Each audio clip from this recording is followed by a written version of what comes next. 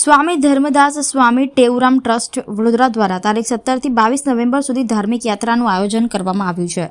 સ્વામી ધર્મદાસ સ્વામી ટેવરામ trust Vadodara દ્વારા તારીખ 17 થી 22 નવેમ્બર સુધી ધાર્મિક યાત્રાનું આયોજન મુકેશ સાંઈના અધ્યક્ષ સ્થાને કરવામાં આવ્યું છે, જેમાં હરિદ્વારમાં ગંગાજી તેમજ શ્રી વૃંદાવન ધામ મથુરા દર્શન સહિતના ધાર્મિક સ્થળોએ યાત્રા યોજાશે.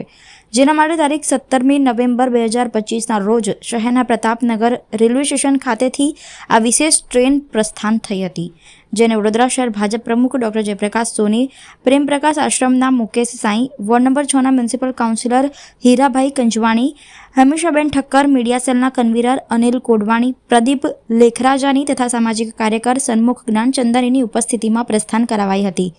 મુકેશ સાંઈ દ્વારા પ્રયાગરાજમાં યોજાયેલા મહાકુંભ મેળામાં પણ લાખો શ્રદ્ધાળુઓ માટે કેમ્પમાં સેવાઓ પૂરી પાડવામાં આવી હતી. તે જ રીતે તેમના દ્વારા છેલ્લા ઘણા સમયથી અવારનવાર વિવિધ સેવાકીય પ્રવૃત્તિઓ અને ધાર્મિક કાર્યક્રમોનું આયોજન કરવામાં આવે છે. ત્યારે તારીખ 17 થી 22 નવેમ્બર દરમિયાન કાર્યક્રમો યોજાશે, જેમાં 17મી નવેમ્બરે રાત્રે 8 કલાકે વડોદરાથી વૃંદાવન મથુરા જવા ટ્રેન પ્રસ્થાન થઈ. 18મી નવેમ્બર સવારે 8 કલાકે વૃંદાવન ધામ મથુરા ખાતે આગમન, શ્રી વૃંદાવન ધામ દર્શન તથા આસપાસના ધાર્મિક સ્થળો સહિતના દર્શન અને વિહાર કરાશે. રાત્રે 10:30 કલાકે શ્રી વૃંદાવન ધામ મથુરાથી હરિદ્વાર જવા પ્રસ્થાન થશે. તારીખ 19મી નવેમ્બરના રોજ સવારે 8 કલાકે હરિદ્વારમાં આગમન, જ્યાં ગંગાજીની આરતી સહિત ગંગાજી અને ધાર્મિક સ્થળોના દર્શન.